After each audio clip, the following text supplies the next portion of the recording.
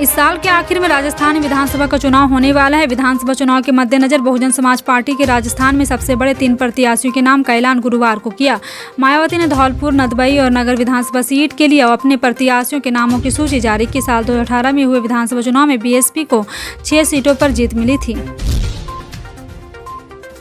राष्ट्रवादी Congress party के राज्यसभा सदस्य प्रफुल्ल पटेल ने महाराष्ट्र के उप मुख्यमंत्री अजित पवार को लेकर ऐसा बयान दे दिया जिसके बाद वो चर्चा में आ गए। गुरुवार को उन्होंने कहा कि उप मुख्यमंत्री अजित पवार एक लोकप्रिय और प्रभावशाली नेता और उन्होंने मुख्यमंत्री बनने का अवसर भी प्रदान। अजित पवार की एमएसपी का समर्थन करने वाले प्रफुल्ल पटेल ने नागपुर में संवाददाताओं से कहा कि मुख्यमंत्री का पद खाली नहीं, ऐसे में क्या बात करना। हालांकि अजित पवार की तारीफ कर उन्होंने यह तो साफ कर दिया कि वो भविष्य में पवार को मुख्यमंत्री बनना देखना चाहते हैं। इस साल जिन 5 राज्यों में विधानसभा चुनाव होना है उनमें से एक छत्तीसगढ़ है। इसके अलावा राजस्थान, मध्य प्रदेश, तेलंगाना और मिजोरम में भी इसी साल चुनाव होना है। ऐसे तो मध्य प्रदेश, राजस्थान, तेलंगाना के मुकाबले सीटों के लिहाज से छत्तीसगढ़ छोटा प्रदेश है, लेकिन राजनीतिक तौर से वहां की सत्ता का महत्व तो कहीं से भी कम नहीं है। छत्तीसगढ़ विधानसभा चुनाव में अब चंद महीने ही बाकी रहेगा। चुनाव तैयारी को लेकर केंद्रीय निर्वाचन आयोग की सक्रियता छत्तीसगढ़ में बढ़ने लगी है।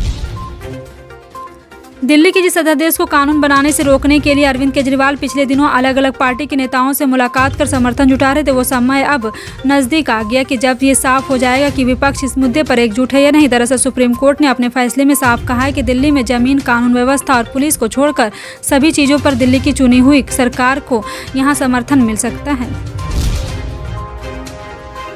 साल 2014 के जनादेश ने नरेंद्र मोदी की दुनिया के सबसे बड़े लोकतंत्र के प्रधानमंत्री पद तक पहुंचाया। इसके पीछे 3 महत्वपूर्ण कारण थे। पहला, मोदी का व्यक्तिगत करिश्मा, दूसरा, पार्टी और संघ परिवार कैडर का एकजुट जमीनी प्रयास और तीसरा, पिछली यूपीए 2 सरकार की विफलता। साल 2019 के आम चुनाव में मोदी जी को जनादेश मिला, जहां 2014 के आवेदन से भी वह बड़ा था। अगर आपको अगली बार नोटों के नंबर पैनल में स्टार सिंबल वाला बैंक नोट मिले तो परेशान होने की आपको जरूरत नहीं है। स्टार सिंबल वाले बैंक नोट कानूनी रूप से वैध है। इन नोटों को लेकर भारतीय रिजर्व बैंक ने सफाई दी है। आरबीआई ने कहा है कि स्टार सिंबल वाला बैंक नोट उसी से यहाँ पे इसी प्रकार लगातार यहाँ को बैंक में भी कानूनी रूप से माने, जैसे बिना बगैर स्टार सिंबल वाला बैंक नोट।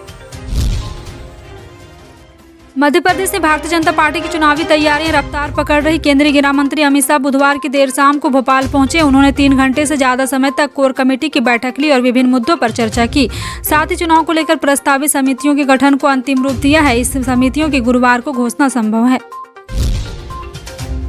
कांग्रेस विधायक बीआर पाटिल और कर्नाटक में सत्तारूढ़ दल के 11 विधायकों द्वारा मुख्यमंत्री सिद्धारमैया को एक पत्र लिखे जाने का दावा किया गया, जिसमें राज्य के कैबिनेट मंत्री द्वारा भ्रष्टाचार को उजागर करने की बात कही गई, जिससे सरकार को शर्मिंदा होना पड़ा है। हालांकि पार्टी ने राज्य कांग्रेस नेतृत्व को बताया कि पत्र फर्जी और फोटोशॉप था और उन्होंने इस संबंध में पुलिस में शिकायत दर्ज कराई, लेकिन इस मामले ने पार्टी को शर्मिंदा कर दिया है।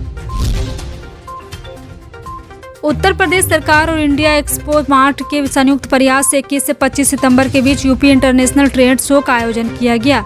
इसी उपलक्ष्य में बुधवार को ग्रेटर नोएडा प्राधिकरण और इंडिया एक्सपो मार्ट की तरफ से पहला रोड शो का आयोजन किया गया, जिसमें नोएडा, ग्रेटर नोएडा के तमाम उद्यमी शामिल हुए। रोड शो में उद्यमी व्यापारियों को यूपी इंटरनेशनल ट्रेड शो के बारे में पीपीटी के जरिए जानकारी दी गई।